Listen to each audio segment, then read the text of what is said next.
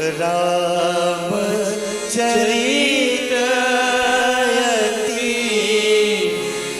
अमित पुनीसा रामचरित अमित पुनीसा कही न सकहि सत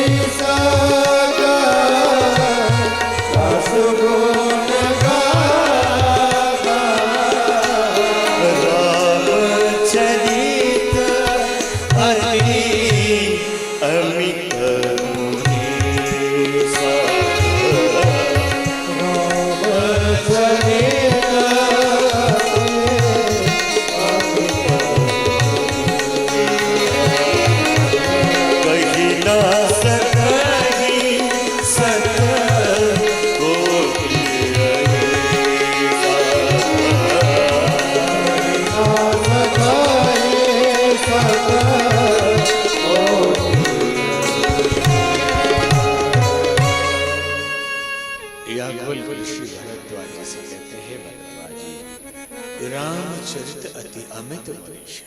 हे अपार है, कहीं न सकहि सत कोटि अहिसा। 100 करोड़ शेष नाग भी कहे तो राम जी की पूरी कथा नहीं कह सकते। फिर भी शास्त्रों में जो वर्णन है वो मैं आपको सुनाता हूं। ये संसार तो कठपुतली है, राम सूत्रधर है, अंतर्यामी है, विधि हरि शंभु नचावन हारे। सबको नचाने वाले ये दुनिया कठपुतली का खेल है। अच्छा होता है, बुरा होता है, हम सफल होते हैं, असफल होते हैं। सफलताओं के लिए श्रेय खुद लेते हैं या किसी को दे सकते हैं, विफलताओं के लिए दोषी किसी को ठहराते हैं। लेकिन होई सुई जो राम नची राखा, सबको नचाने वाले भगवान ही हैं। कथा सुनाते हैं, कहते हैं कि एक बार कैलाश पर्वत पे भगवान महादेव बैठे हुए थे, बहुत सुंदर थे। उनकी आंखें कमल जैसी थी, पंखुड़ी जैसे होठ थे, कमल नयन लावण्य निधि। और पार्वती जी वहां पहुंची, जान प्रिया आदर अति कीन्हा, बाम भाग आसन हर देना। प्रिय जानकर उनको बिठाया, आदर किया और बाएं भाग बिठाया। सती जी जब आई थी तो उन्होंने बाएं नहीं बिठाया था, सामने बिठाया था, लेकिन इनको बाएं बिठाया। पार्वती जी बहुत आनंदित हुई, पुलकित हुई, हर्षित हुई, बहुत खुशी से आनंदित होने लगी और कहा कि महादेव, पिछले जन्म की सारी बातें मुझे याद है, मुझसे भूल हुई। कथा सुनने जब भगवान राम की गए हम अगस्त मुनि के यहाँ, तो मैंने ठीक से कथा नहीं सुनी। मैंने कथा सुनाने वाले की उपेक्षा की, इसलिए मुझे एक जन्म खराब करना पड़ा। इसलिए अब आप कथा मुझे सुनाइए कि निराकार परमात्मा साकार रूप कैसे ले लेता है, निराकार निराकार कैसे हो जाता है, ईश्वर अवतार कैसे लेते हैं, और राम जी के रूप में भगवान का अवतार कैसे हुआ, उनकी बाल लीलाएं सुनाइए, उनके विवाह की कथा सुनाइए, वनगमन कैसे हुआ ये कथा सुनाइए, सीता मैया का हरण कैसे हुआ ये भी सुनाइए, रावण का मरण कैसे हुआ ये भी सुनाइए। भगवान महादेव जानते हैं कि पार्वती जी आज जिज्ञासु है, जिज्ञासा बस प्रश्न कर रहे हैं। अन्यथा प्रश्न पूछने वाले 4 तरह के होते हैं। एक को कहते हैं ज्ञानी, एक को अज्ञानी, एक जिज्ञासु और एक मूढ़। ज्ञानी कभी प्रश्न करता ही नहीं, क्योंकि जब सब मालूम है तो क्या पूछना, जब सब जान ही गए तो क्या इधर उधर पूछते रहे, पूछने लायक कुछ बचा ही नहीं, सब मालूम ही हो गया। किताबों को पढ़ लेना, संसार के बारे में अधिक जानकारियां हासिल कर लेना, ये ज्ञान नहीं है। ज्ञान तो आत्म तत्व को जान लेना, ईश्वर को जान लेना, हम कौन है, ईश्वर कौन है, सृष्टि कैसे बनती है, ये रहस्य समझ में आ जाए, इसको ज्ञान कहते हैं। और कई बार लोग बहुत सारी किताबें पढ़ ले, बहुत सारी जानकारियां इकट्ठा कर ले, तो सोचते हैं बहुत विद्वान ज्ञानी हो गए। इस संसार के इस कचड़ा को छोड़ने के बाद अंतर से वो परम ज्ञान प्रकट होता है। सुकरात को लोग कहते थे परम ज्ञानी, एक बड़े दार्शनिक हुए, उनसे समाधान कराते थे, लेकिन जब उनसे पूछते कि आप तो दुनिया के सबसे बड़े ज्ञानी हैं, कहते हैं नहीं भाई, मेरे पास कोई ज्ञान नहीं है। तो यही ज्ञानी की निशानी है, जो ज्ञान के दम्भ में, ज्ञान के अहंकार में रहे, संसार के जानकारियों को हासिल करके समझ लेना भी उसे ज्ञान नहीं हुआ है। ज्ञानी बोलेगा ही नहीं, बहुत कम व्यवहारिक बात करेगा। अज्ञानी भी नहीं बोलेगा, अज्ञानी भी नहीं पूछेगा, क्योंकि ज्ञानी इसलिए नहीं पूछता कि पूछना क्या सब मालूम है, और अज्ञानी इसलिए नहीं पूछता, पूछना क्या मालूम ही नहीं है, इसलिए अज्ञानी भी नहीं बोलता कुछ। तो बाहर से दोनों की दशा एक जैसी होती है, इसलिए भ्रम में मत पड़ जाइएगा कि अज्ञानी और ज्ञानी एक ही है। अरे एक पका हुआ चावल है और एक अभी तसला चढ़ा ही नहीं है, अभी चावल डाला हुआ है, पानी रखा है, अभी आग पे नहीं चढ़ा है। अगर आग पे चढ़ेगा तो कच्चा जब तक रहेगा तब तक डुब डुब डुब डुब आवाज आएगी ना, कुछ फुट फाट होता रहेगा, और जैसे पक गया तो बैठ गया एकदम, फिर नहीं बोलेगा कुछ। इस कहते हैं ना, अधजल गगरी छलकत जाए, भर गया तो नहीं चलेगा, या है ही नहीं तो भी नहीं चलेगा, और आधा है अगर या भी पक्का नहीं है तो बहुत बोले, बहुत उपदेश जबरदस्ती दिए तो समझ लीजिए कि अभी पकने में टाइम है। अब एक पूछने वाले होते हैं जिज्ञासु, कि मन में इच्छा है कि हम भी भक्ति करते, हम भी भगवान के राह पर चलते, कोई हमें बताता कैसे होता है, भजन कैसे करते हैं, समर्पण कैसे करते हैं, कौन से मंत्र का हम पाठ जप करें, कौन गुरु हमारे होंगे, ये जिज्ञासा हो तो इसको जिज्ञासु कहते हैं। और मूढ़ भी प्रश्न करता है, मूढ़ सबसे ज्यादा प्रश्न करते हैं। संत लोग अगर गांव में पहुंच गए तो कुछ मूढ़ों की संख्या होती है हर गांव में, जो कुछ 2-4 महाभारत रामायण गीता से श्लोक याद कर लेते हैं और ढूंढते रहते हैं कि कोई बाबा मिले, और अपने साथियों के साथ जाएंगे और पहले ही बता देंगे मैं ये पूछने वाला, देखो ये क्या जवाब देते हैं। बाबा ने अगर वही जवाब दे दिए तो बोले मैंने पहले बता दिया था, मुझसे ज्यादा थोड़े जानते हैं।